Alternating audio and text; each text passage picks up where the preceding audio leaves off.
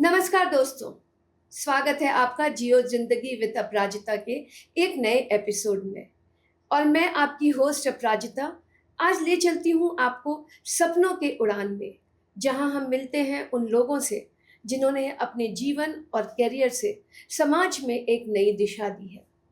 आज हमारे साथ हैं Kritika Ramya, assistant professor Symbiosis law school Noida, जो बिहार से ताल्लुक रखती हैं। स्वागत है आपका कृतिका जी इस पॉडकास्ट चैनल में। उम्मीद है आपके साथ ये सफ़र बहुत अच्छा रहेगा। धन्यवाद मुझे बुलाने के लिए।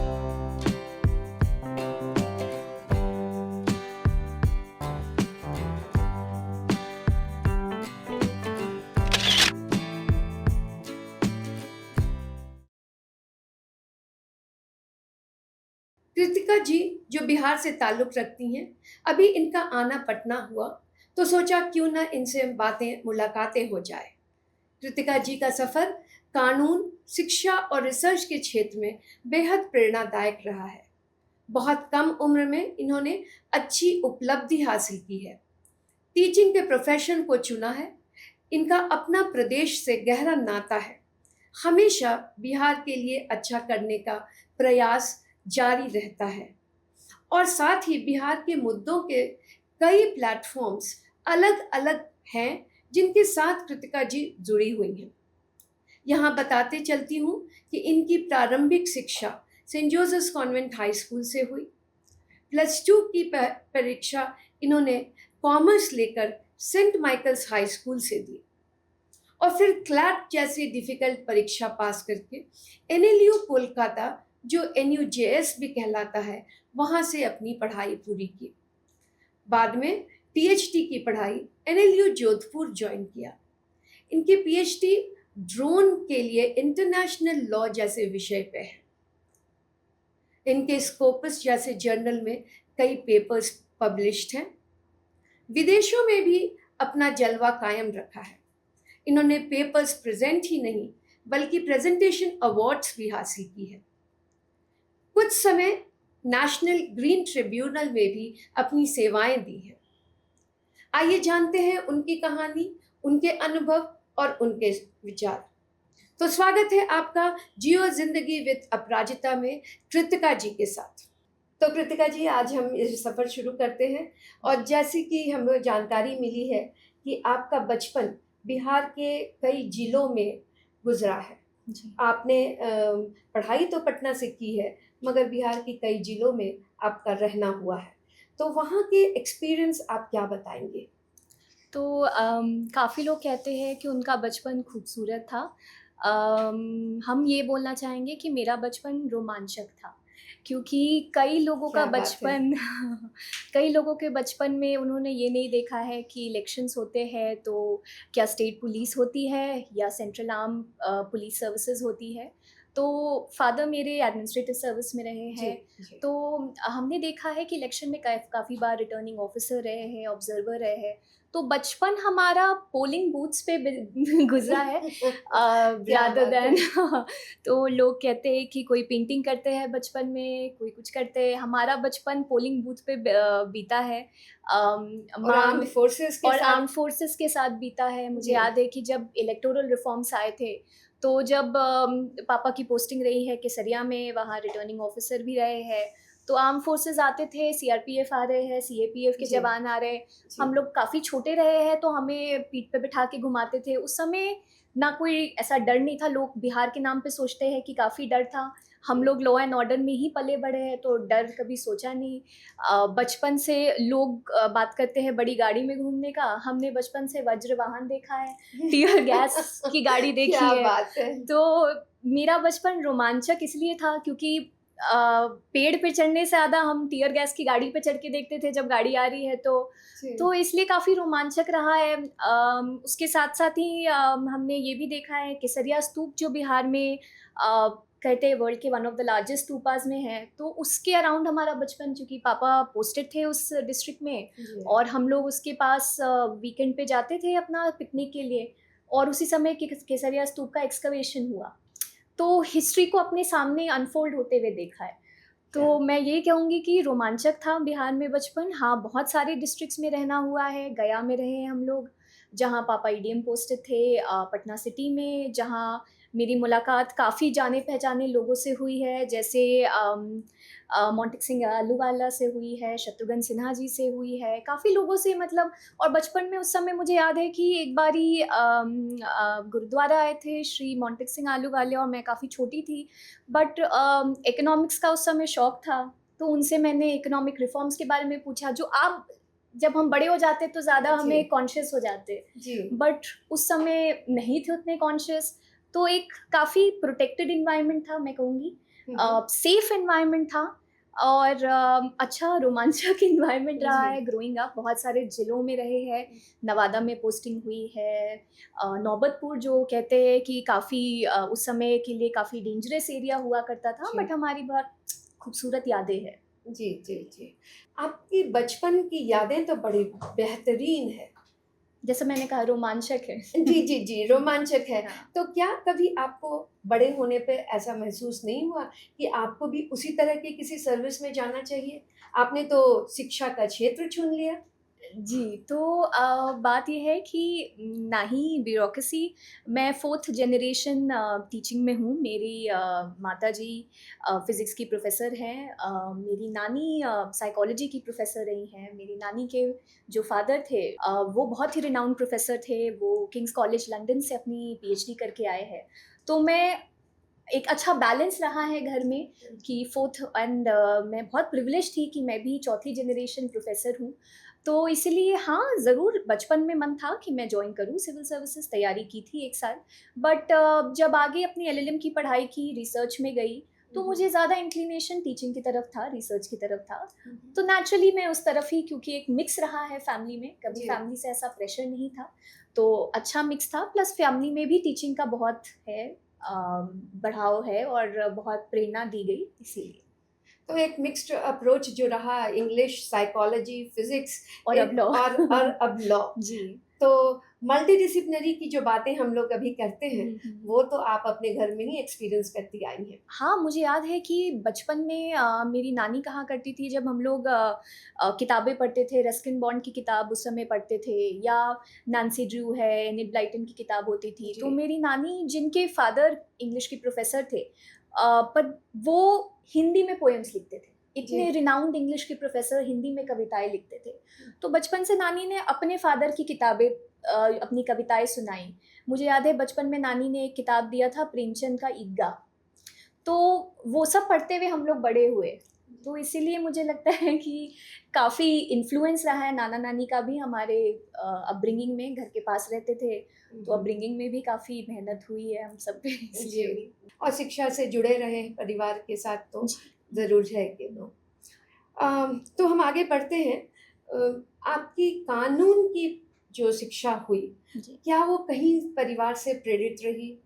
या फिर क्योंकि आप जितने भी सब्जेक्ट्स अभी ज़िक्र किए, उसमें कहीं कानून की बातें नहीं आईं, तो फिर अचानक से कानून पढ़ना, ये कहाँ से हो गया? नहीं, तो मैं इसलिए कहती हूँ कि मैं बहुत प्रिविलेज्ड हूँ, क्योंकि मेरे घर में जैसे मेरा बचपन रोमांचक रहा है, वैसे ही मेरे बचपन के सब किरदार किरदार भी बहुत रोमांचक रहे हैं। तो मेरे जो दादाजी हैं, मेरे बाबा हैं, वो एडवोकेट थे। मेरी माताजी के चाचा पटना हाई कोर्ट में जज रहे हैं, मेरे बड़े पापा भी डिस्ट्रिक्ट जज रहे हैं। तो मुझे लगता है बचपन से इन्फ्लुएंस था। लॉ एंड ऑर्डर में ही हम लोग पले-बड़े हैं।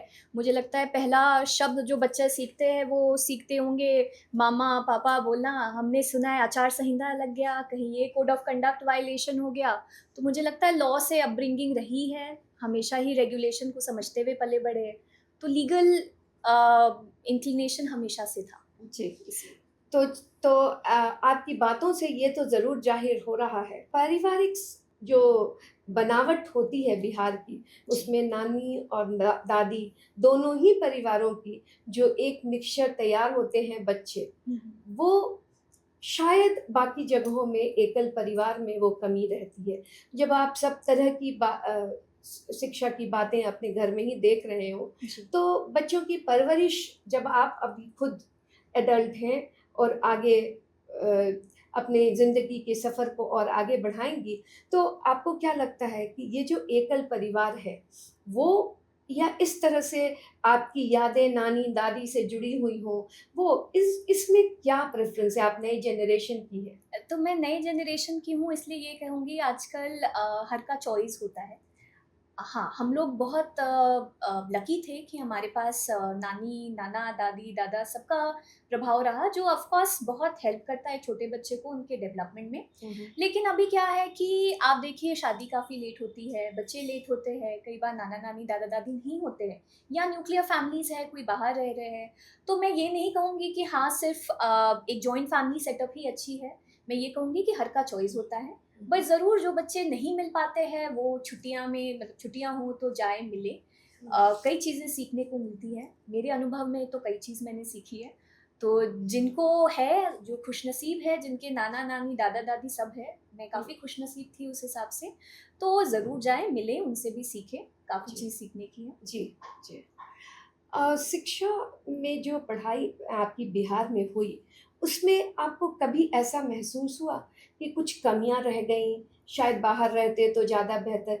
क्योंकि देखिए आज जो बच्चे बिहार में हैं, वो हुँ। हमेशा ये सोचते हैं कि बाहर जाएँगे तभी हम अच्छा पढ़ पाएँगे। लेकिन आप जैसे लोग जो बिहार से पढ़ के और तब बाहर गए हों, तो वो तो उन लोगों को कोई मैसेज मिलना ज़रूरी है। हाँ, तो अब जैसे मेरी स्कूलिंग हमेशा ऑल गर्ल्स स्कूल में रही है। सेंट जोसेफ्स कॉन्वेंट पटना का काफ़ी 1853 में एस्टैब्लिश हुए। पटना का काफ़ी ही पुराना स्कूल है। मेरी जी, जी। नानी, मेरी मदर, मेरी मासी सब लोग और हम लोग सब पढ़े हैं। तो थर्ड जनरेशन वहाँ भी थे। तो ऑफ़ कोर्स एक चीज़ है कि स्ट्रिक्ट बहुत थे। जैसे आज भी अगर मेरी स्कूल की प्रिंसिपल मेरे खुले बालों को देखेंगी तो ज़रूर कहेंगी कि बाल बाँध लो। जी, तो जी। ये सब था, स्ट्रिक्ट काफ़ी थे। कैथलिक स्कूल्स में जो रहता है, जी। बिहार में ज़्यादा है। हुँ, तो हुँ। एक वो एंगल था। हाँ, मतलब 12-13 साल से हम भी बिहार से बाहर हैं। तो हम पहले तो लगता था कि हाँ, चलो बिहार से बाहर जाएँगे, काफ़ी कुछ नोटिस करेंगे। एक मेमोरी याद है कि पहली बार मेट्रो में जब बैठे थे दिल्ली में, कॉलेज की पढ़ाई कर रहे थे अंडरग्रेड में, तो एक भीड़ में देखकर ना एक वो याद आ गई, एक कहानी पढ़ी थी बचपन में, भीड़ में खोया आदमी। तो जो पटना में या बिहार में लोग रहते हैं, उन्हें लगता है बड़े शहर में जाके नाम कमाएँगे, बड़े शहर में जाके खूब ये करेंगे। बट आप वो बड़े शहर में एक एक छोटा-सा पज़ल का पीस है। और उस समय जब आप वो भीड़ भरी मेट्रो में या भीड़ भरी सड़क पे आप रहेंगे, तो आप अपने आप को वो भीड़ में खोया आदमी समझेंगे। जी। तो जो आपका पर्सनैलिटी है, जो बिहार में स्ट्रॉन्ग पर्सनैलिटी डेवलपमेंट होती है, सब कुछ है, तो कुछ ऐसा नहीं है कि बाहर में बहुत अच्छा है। हाँ, जॉब अपॉर्च्युनिटीज़ अभी भी मैं कहूँगी कि और ज़रूरत है जॉब अपॉर्च्युनिटीज़ बनाने के लिए। बट एजुकेशन के हिसाब से जो मैंने अपनी सारी एजुकेशन क्लास 1 से नर्सरी से लेकर 12th तक की हमेशा काम आया है। बिहार का एजुकेशन सिस्टम आज भी लोग पूछते हैं, अच्छा बिहार से हो मतलब पढ़ाई तो स्ट्रॉन्ग है। तो ये चीज़ है। ये जानकर बहुत अच्छा लगा और हमारे नए जनरेशन को ये उत्साहवर्धक रहेगा कि कम से कम जो पढ़ाई हम लोगों ने यहाँ डिलीवर करने की कोशिश की है, वो कामयाब है। जैसे आप अपनी जी, ज़िंदगी बट की स्ट्रिक्ट नहीं है। मतलब जैसे बिहार में कहा जाता है कि अभी भी आप देखिएगा बेचारे बच्चे अभी कल-परसों हम गए थे उधर गांधी मैदान के साइड, तो बच्चे वही धूप में बैग लेकर इंजीनियरिंग, मेडिकल की कोचिंग कर रहे हैं, ये कर रहे हैं। तो बिहार में अभी भी है कि ज़्यादा प्रचलन है कि इंजीनियरिंग, मेडिकल करें। जी, एक इंटरडिसिप्लिनरी अप्रोच होना चाहिए और और भी चीज़ों को थोड़ा जी। और प्रमोट करना चाहिए कि बाकी फ़ील्ड में भी बच्चे अपना नाम कमाएँ। जी, जी।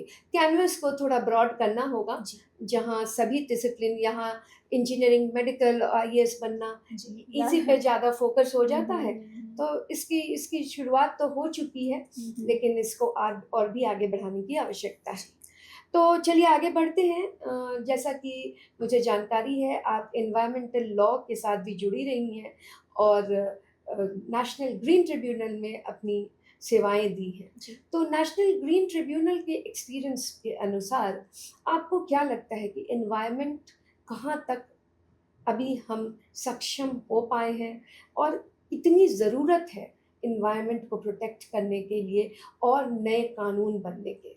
तो आप जैसे देख सकती हैं कि बचपन में कहते हैं क्लाइमेट चेंज आने वाला है, आने वाला है। अब क्या है कि हम क्लाइमेट चेंज के एरा में ऑलरेडी, साइंटिस्ट हर जगह, आप आईपीसीसी की रिपोर्ट्स पढ़ लीजिए, जो भी रिपोर्ट्स आप देखिएगा, इंटरनेशनल कम्युनिटी हर जगह रिपोर्ट्स पढ़िए कि we are in climate change, the era of climate change. तो ज़रूर है कि कानून बनाएं। इंडिया में क्लाइमेट चेंज लॉज नहीं, इंडिया में इन्वायरमेंट प्रोटेक्शन लॉज है, बट क्लाइमेट चेंज के लिए लॉज अभी भी बन रहे हैं। हमारे पास पॉलिसी है बट स्ट्रिक्ट लॉज नहीं है। 2024 में हमारे ऑनरेबल सुप्रीम कोर्ट ने एक जजमेंट पास किया है और पहली बार क्लाइमेट जस्टिस और क्लाइमेट राइट को एक फंडामेंटल राइट डिक्लेयर किया गया है। जी जी। तो वो एक अच्छा स्टेप है towards climate litigation in India, towards climate justice in India. And पर्यावरण को बचाना तो अब पता ही है कि पोल्यूशन कम करे, हर तरीके का इफेक्टिव मैकेनिज्म्स है। बस ये है कि अवेयरनेस कम है, लोगों को सस्टेनेबल प्रोडक्ट्स की तरफ ज़्यादा प्रेरित करने का और बताना चाहिए कि जागरूक हो और यूज़ करें। तो बच्चे बचपन से ही ये कोर्सेज तो रहती हैं, बट सबको ही एक सिंपल चीज़ कि घर में कचरे को अगर आप सेग्रीगेट कर दे वेस्ट को, जैसे एक इंदौर मॉडल कहते हैं कि काफ़ी फेमस मॉडल इसलिए रहा है क्योंकि वेस्ट सेग्रीगेशन सोर्स पे होता है। तो इन्वायरमेंटल लॉ में जैसा कि आपने बताया कि अच्छे नए कानून आ रहे हैं, और जैसे फंडामेंटल राइट्स की चर्चा आपने की और इन्वायरमेंटल राइट्स की चर्चा की, हमको लगता है कि इसके लिए अवेयरनेस फैलाने की ज़रूरत है। हम इन टर्म्स से अभी भी वाकिफ़ नहीं हैं। जो अभी आपने टर्म्स यूज़ किए, वो उन टर्म्स से अभी भी जनरल पब्लिक वाकिफ़ नहीं है। हाँ, तो उसके लिए क्या है कि जनरल पब्लिक को जो एक हमको अभी देख रहे हैं, हम लोग के तो टाइम पे भी था इन्वायरमेंट लॉ नहीं था, बट इन्वायरमेंटल साइंसेस 10th तक आईसीएसई बोर्ड में पढ़ाई जाती है, +2 में भी होते हैं कई जगह। और एक लीगल एजुकेशन हमको लगता है कि ज़रूरी है। अब सीबीएसई ने legal education as an optional subject रखा है, but financial literacy, legal education, environment sciences mandatory courses होने चाहिए, चाहे छोटे क्रेडिट के हो, 2 credit courses, value added courses होने चाहिए, बट बचपन से लोगों को पढ़ाना चाहिए। तो स्कूल के समय से ही ये सारी बातें शुरू हो जाएं। आजकल तो ऑनलाइन प्लेटफॉर्म्स में भी ऐसे कई कोर्सेज रहते हैं। नहीं, जैसे हमको याद है कि सेंट जोसेफ कॉन्वेंट में एक तरुमित्रा करके था, जी, तो वो तो अभी भी है। जी हाँ, तो उसके थ्रू बचपन से काफ़ी अवेयरनेस हुआ।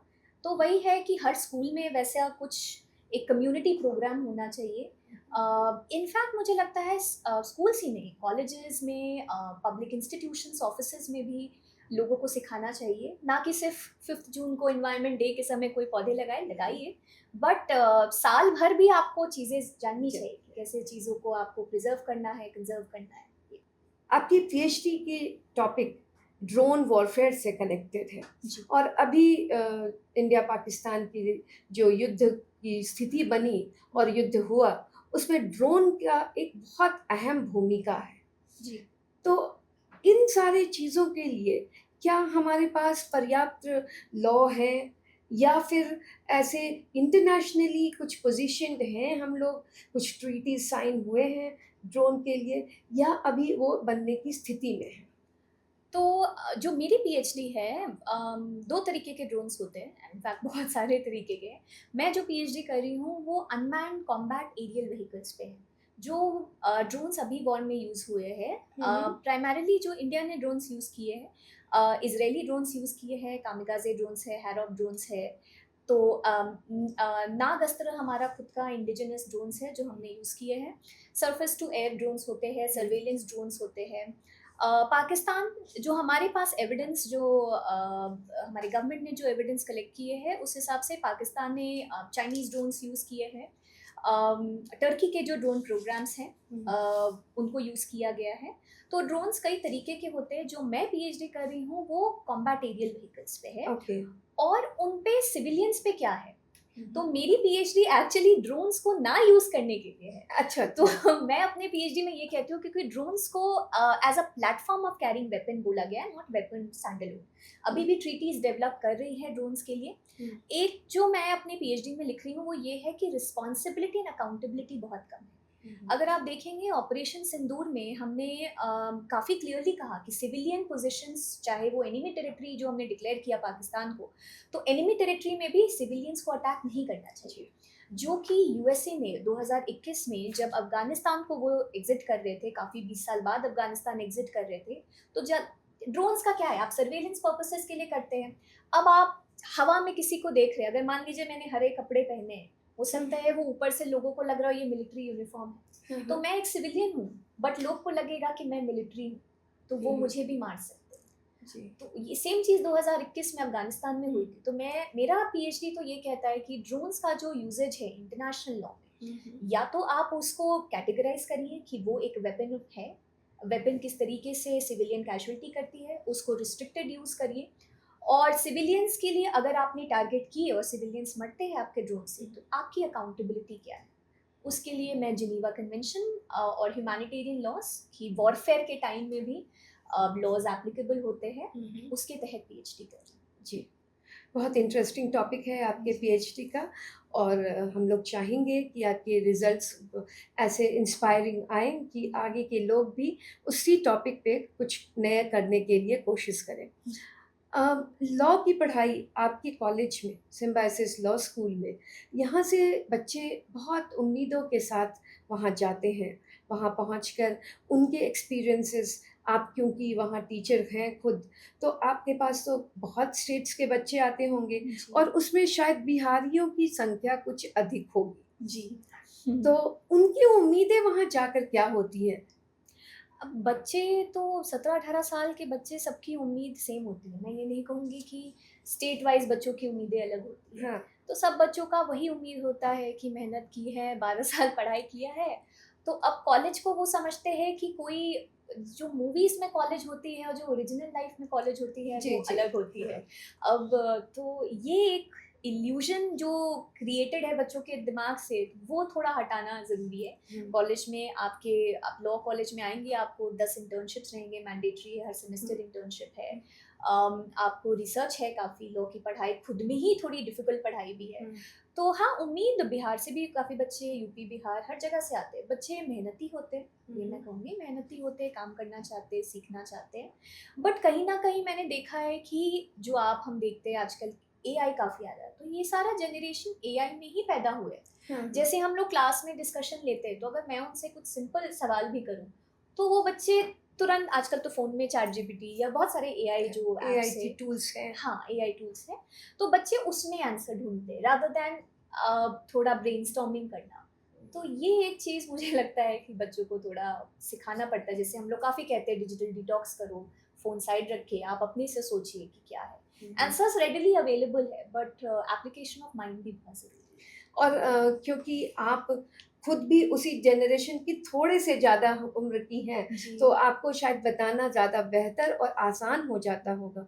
जो थोड़े उम्र-दराज़ प्रोफ़ेसर्स हैं, उनको बच्चे आज जो ज़ी जनरेशन या कई तरह की नामकरण हो गए हैं आजकल जनरेशन्स की, उन बच्चों को टैकल करना, और ख़ासकर मेट्रोपॉलिटन सिटीज़ में, जहाँ कई तरह की डाइवर्शंस उपलब्ध हों, वहाँ बच्चों को कंट्रोल करना ज़रूर मुश्किल तो होता मैं होगा। एक वही है, एक यंग प्रोफेसर और एक आप थोड़ी एस्टैब्लिश प्रोफेसर है, तो अरे! यंग हम तो उम्र प्रोफेसर के दूसरे-तीसरे पड़ाव पे हैं। जी, तो हम लोग यंग प्रोफेसर वर्ड कंट्रोल नहीं यूज़ करते। जी। तो हमें लगता है कि बच्चों को अगर जितना हम कंट्रोल करना चाहेंगे या कहेंगे कि आपको कंट्रोल कर रहे हैं, बच्चे नहीं होते। तो हमारा मोड ही अलग है। जी, जी, जी। बच्चों को समझाने का अलग मेथड है। उनको, जब कोई बच्चे नहीं पढ़े तो उनको आप अलग चीज़ में इन्वॉल्व करिए, टास्क दीजिए। उनके रेफ़रेंस पॉइंट अलग होते हैं, वो टीवी के रेफ़रेंस पॉइंट देंगे, सीरीज़ के रेफ़रेंस पॉइंट, तो वैसे समझाते हैं। ये आपने क्या खूब कहा, जनरेशन गैप तो टीचिंग में ज़रूर है, जी। और हम लोगों के समय की टीचिंग और शिक्षा व्यवस्था जो थी, वो स्टूडेंट्स और टीचर्स के बीच में बहुत एक दूरी हुआ करती थी। वो दूरी धीरे-धीरे घटती चली जा रही है, और शायद हम जैसे प्रोफ़ेसर्स ये ज़रूर चाहेंगे कि थोड़ी दूरी अभी भी बरकरार रहे, क्योंकि टीचर्स और स्टूडेंट्स एक साथ बहुत सारे एक्टिविटीज़ में इन्वॉल्व रहते हैं, वो बड़ी खूबसूरत चीज़ है। लेकिन फिर भी थोड़ा-सा रिस्पेक्ट। हाँ, मतलब ये तो हम लोग भी नोटिस करते हैं कि देयर इज़ मतलब सिग्निफिकेंट डिक्लाइन है रिस्पेक्ट के लिए, क्योंकि हर एजुकेशन को भी बहुत कमर्शियलाइज़ किया गया है। तो बच्चे ये समझते हैं कि एवरीवन इज़ अ प्रोवाइडर, और वो प्रोवाइडर इसलिए है क्योंकि हम उन्हें पैसे दे रहे हैं। तो जो गुरुकुल कल्चर है या जो हमारा कल्चर रहा है, वैसा कल्चर अब नहीं है। बच्चों को भी पता है कि हम पैसे दे रहे हैं तो टीचर को पढ़ाना है, टीचर की जॉब है वो उनको पास करे। तो ये एक प्रॉब्लम हम भी फेस करते हैं रिस्पेक्ट के लिए। एट द सेम टाइम हमें ये भी लगता है कि अब रिस्पेक्ट अर्न करना होता है। जी, जी। बच्चे आपको जस्ट बिकॉज आप प्रोफेसर हैं, आपको कॉरिडोर में भी देखेंगे तो ऐसा नहीं है कि आपको रिस्पेक्ट देंगे। तो उनको लगता है जेनजी को कि respect has to be earn. हाँ, या ये तो है। जैसे हमारे तो प्रोफ़ेसर नाम से ही रिस्पेक्ट चला आया करता था, और वो अब जनरेशन में बहुत चेंज महसूस करते हैं हम लोग। खैर, उम्र के इस पड़ाव में जहाँ बच्चे हमारे जितने आप जैसे टीचर्स हो चुके हों, और कई उससे भी ऊपर हैं, प्रिंसिपल्स भी हैं, हमारे स्टूडेंट्स सारे, तो ज़रूर है, समय के साथ बदलाव तो होगा ही, और बदलाव के साथ चलें, लेकिन हाँ, डिसिप्लिन को साथ में रख कर चलें। जी। कृतिका जी, मैं आपसे जानना चाहूँगी कि जियो ज़िंदगी इस चैनल का नाम भी है, और असली मतलब आपके लिए क्या है? तो मेरे लिए जियो ज़िंदगी जहाँ आप थोड़ा स्ट्रेस फ्री रहें, जो मन है वो आप कर सकें, जो मन है वो बोल सके, जी। खुलकर बोल सके, ये बहुत बड़ी चीज़ें हैं, मन में कुछ ना रखें। तो ये है। और आजकल हमारा जनरेशन कहता है कि 40 साल में रिटायर्ड हो जाएँगे, तो मुझे जी, लगता जी। है कि ये एक चीज़ है कि freedom to choose, freedom to do what you want, that is जियो ज़िंदगी। जी, तो जियो ज़िंदगी आपके साथ हमारे बच्चे, कई सारे बच्चे जुड़े हुए हैं और ज़िंदगी को जी रहे हैं, और नए नए तरीके से जीने की कोशिश कर रहे हैं। लेकिन ज़िंदगी तो वही प्यारी सी है, उसे जिस ढंग से जिए, बस खुशी से जिए। आपका यहाँ आना बहुत अच्छा रहा, और हमको उम्मीद है कि सारे यंग जनरेशन्स ज़रूर आपसे ज़रूर प्रेरित होंगे, और हम जैसे शिक्षक, शिक्षिकाएँ जो उम्र के इस पड़ाव पे हैं, 50 के ऊपर हैं, और हमने एक बात तो है कृतिका जी, हमने सारी चेंजेस देखी हैं अपने टीचिंग के दौरान। इस वक़्त हम लोग जब स्टूडेंट हुआ करते थे, और फिर जब टीचर हुए, और अभी जिस वक़्त हम लोग अभी पढ़ा रहे हैं, अभी उस वक़्त की चेंजेस, ये एक अलग-अलग लेवल पे चेंजेस होते चले गए। और हमारा जनरेशन ऐसा है, ये सारे चेंजेस को देखते चला गया है, और देखने के साथ एडजस्ट करने की कोशिशें हमेशा रहती है, और ज़िंदगी के साथ बहने और बहाव में न बह के अपने एक रास्ता तय करें।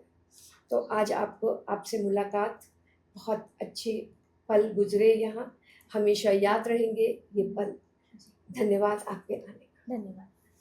बहुत-बहुत धन्यवाद कृतिका जी। आपने अपने अनुभव और विचार हमारे साथ साझा किए। उम्मीद है हमारे श्रोता भी आपके सफ़र से प्रेरित होंगे। आप जैसी नए उम्र की शिक्षिकाएँ और शिक्षक हमारे समाज में कुछ नया दे पाएँगे। तो जियो ज़िंदगी पॉडकास्ट के हर एपिसोड में कुछ नया देने की कोशिश हमारी रहती है। आज बिहार की पृष्ठभूमि से आई एक युवा शिक्षिका से बात हुई। उन्होंने अपने संघर्ष, सीमित संसाधनों और सामाजिक चुनौतियों के बावजूद शिक्षा के क्षेत्र में अपनी पहचान बनाई है। कॉलेज के दिनों में कई बार चुनौतियां आईं, कई संसाधनों की कमी हुई, और शायद संसाधन से ज़्यादा सामाजिक विचार में उलझे हुए ऐसे परिवेश से, जहाँ हमेशा कुछ न कुछ पुराने विचारों से हम जुड़े हुए हैं, वहाँ से निकलकर आपने अपने कानून की पढ़ाई और रिसर्च के क्षेत्र में कदम रखा। तो महसूस हुआ कि समाज में बदलाव लाने के लिए पहले खुद को लगातार अपडेट और मोटिवेट रखना ज़रूरी है। और सबसे बड़ी बात, आप हमेशा अपनी जड़ों से जुड़ी रही हैं। बिहार की मिट्टी, वहाँ की सादगी और संघर्ष करने की ताकत बहुत ही प्रेरणादायक है, और आप, क्योंकि आपका बिहार हमेशा आना-जाना रहता है और आप कई सारे प्लेटफ़ॉर्म्स से जुड़ी हुई हैं, तो नेचुरल है कि आपको अपने प्रदेश में अच्छा कुछ करने का ज़रूर है इच्छा, और वो करती भी हैं। तो उनकी कहानी सुनकर मुझे एहसास हुआ कि सपनों को पूरा करने के लिए हालात नहीं, हौसले और मेहनत की ज़रूरत है। किसी भी उम्र में बड़ी से बड़ी उपलब्धि हासिल की जा सकती है। ज़िंदगी इन्हीं सच्ची और जज्बे से भरी कहानियों में है।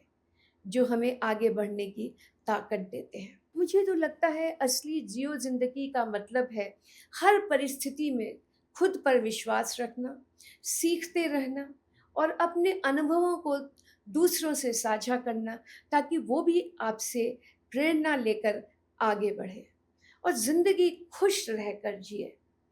तो जियो ज़िंदगी खुशी से, और खुशी के कुछ पल आप सभी के साथ बाँटें, ऐसा सभी के साथ विचार रहे। ज़िंदगी की चुनौतियाँ आएँगी, लेकिन अगर आप सीखने और आगे बढ़ने का जज़्बा रखते हैं, तो कोई भी मंज़िल दूर नहीं है।